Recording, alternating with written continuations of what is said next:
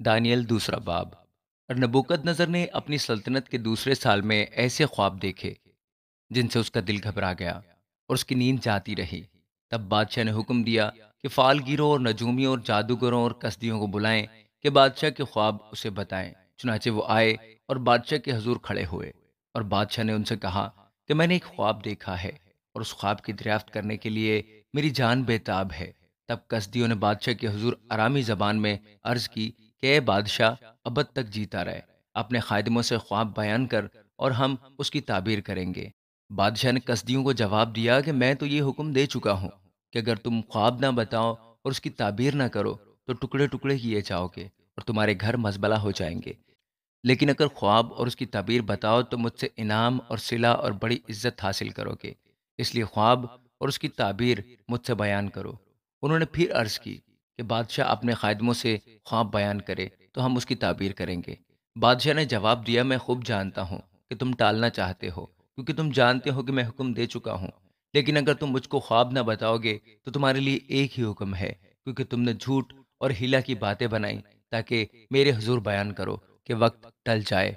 بس خواب بتاؤ تو میں جانوں کہ تم اس کی تعبیر بھی بیان کر سکتے ہو۔ کسدیوں نے بادشاہ سے عرض کی کہ روئے زمین پر ایسا تو کوئی بھی نہیں جو بادشاہ کی بات بتا سکے، اور نہ کوئی بادشاہ یا امیر یا حاکم ایسا ہوا ہے جس نے کبھی ایسا سوال کسی فالگیر یا نجومی یا کستی سے کیا ہو۔ اور جو بات بادشاہ طلب کرتا ہے نہایت مشکل ہے، اور دیوتاؤں کے سوا جن کی سکونت انسان کے ساتھ نہیں، بادشاہ کے حضور کوئی اس کو بیان نہیں کر سکتا۔ اس لیے بادشاہ غضبناک اور سخت قہر آلود ہوا، اور اس نے حکم کیا کہ بابل کے تمام حکیموں کو ہلاک کریں۔ سو یہ حکم جا بجا پہنچا کہ حکیم قتل کیے جائیں۔ تب دانیل اور اس کے رفیقوں کو بھی ڈھونڈنے لگے کہ ان کا قتل کریں۔ تب دانیل نے بادشاہ کے جلوتاروں کے سردار اریوک کو، جو بابل کے حکیموں کو قتل کرنے کو نکلا تھا، خرد مندی اور عقل سے جواب دیا۔ اس نے بادشاہ کے جلوتاروں کے سردار اریوک سے پوچھا کہ بادشاہ نے ایسا سخت حکم کیوں جاری کیا؟ تب اریوک نے دانیل سے اس کی حقیقت کہی، اور دانیل نے اندر جا کر بادشاہ سے عرض کی کہ مجھے مہلت ملے تو میں بادشاہ کے حضور تعبیر بیان کروں گا۔ تب دانیل نے اپنے گھر جا کر حنانی اور میسائیل اور عزریہ اپنے رفیقوں کو اطلاع دی تاکہ وہ اس راز کے باب میں آسمان کے خدا سے رحمت طلب کریں کہ دانیل اور اس کے رفیق بابل کے باقی حکیموں کے ساتھ ہلاک نہ ہوں۔ پھر رات کو خواب میں دانیل پر وہ راز کھل گیا، اور اس نے آسمان کے خدا کو مبارک کہا۔ دانیل نے کہا، خدا کا نام تا ابد مبارک ہو، کیونکہ حکمت اور قدرت اسی کی ہے۔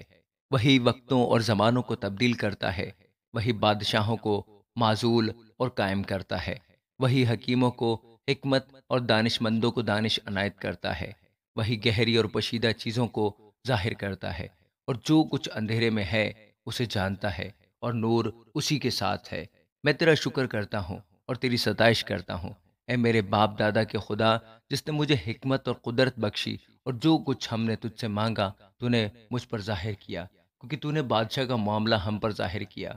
بس دانیل اریوک کے پاس گیا،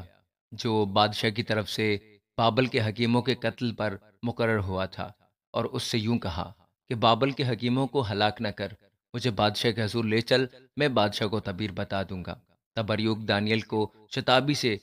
بادشاہ کے حضور لے گیا اور عرض کی کہ مجھے یہودا کے اسیروں میں سے ایک شخص مل گیا ہے جو بادشاہ کو تعبیر بتا دے گا۔ بادشاہ نے دانیل سے، جس کا نام بیلتشزر تھا، پوچھا، کیا تو اس خواب کو جو میں نے دیکھا اور اس کی تعبیر کو مجھ سے بیان کر سکتا ہے؟ دانیل نے بادشاہ کے حضور عرض کی کہ وہ بھید جو بادشاہ نے پوچھا، حکمہ اور نجومی اور جادوگر اور فالگیر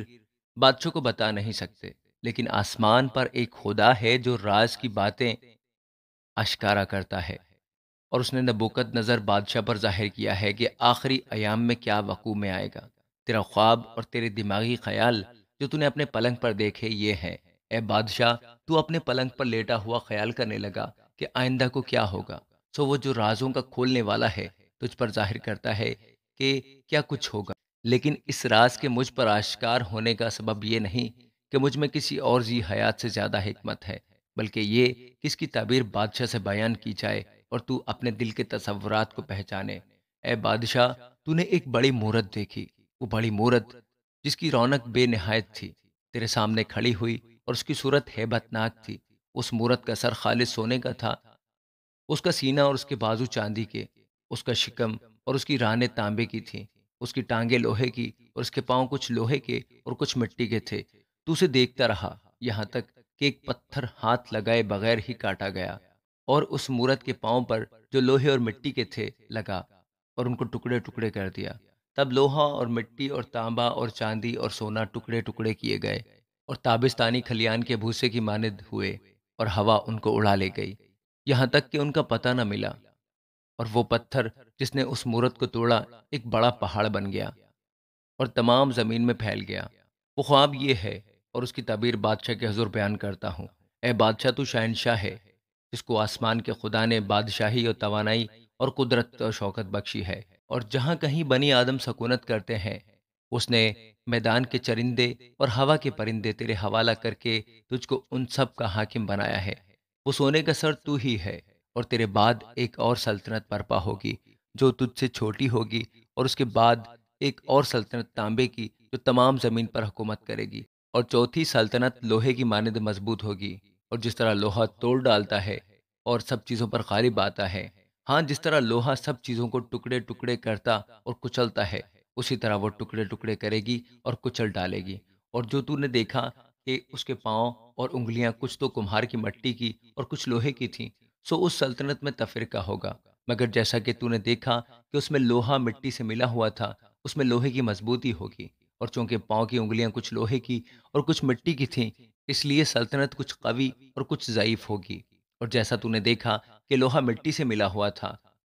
وہ بنی آدم سے آمیختہ ہوں گے، لیکن جیسے لوہا مٹی سے میل نہیں کھاتا، ویسے ہی وہ بھی باہم میل نہ کھائیں گے۔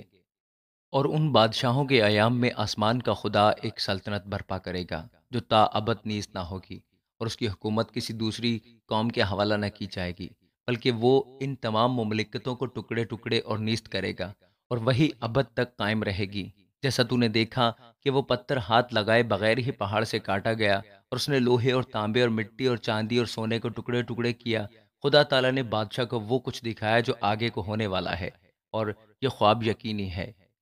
اور اس کی تعبیر یقینی۔ تب نبوکد نظر بادشاہ نے منہ کے بل گر کر دانیال کو سجدہ کیا اور حکم دیا کہ اسے ہدیہ دیں اور اس کے سامنے بخور چلائیں۔ بادشاہ نے دانیال سے کہا، فی الحقیقت تیرا خدا معبودوں کا معبود اور بادشاہوں کا بادشاہ اور بھیدوں کا کھولنے والا ہے، کیونکہ تو اس راز کو کھول سکا۔ تب بادشاہ نے دانیال کو سرفراز کیا اور اسے بہت سے بڑے بڑے تحفے عطا کیے، اور اس کو بابل کے تمام صوبہ پر فرمان روائی بخشی اور بابل کے تمام حکیموں پر حکمرانی عنایت کی۔ تب دانیال نے بادشاہ سے درخواست کی، اور اس نے صدرک اور مسک اور ابدنجو کو بابل کے صوبہ کی کار پردازی پر مقرر کیا، لیکن دانیال بادشاہ کے دربار میں رہا۔ آمین۔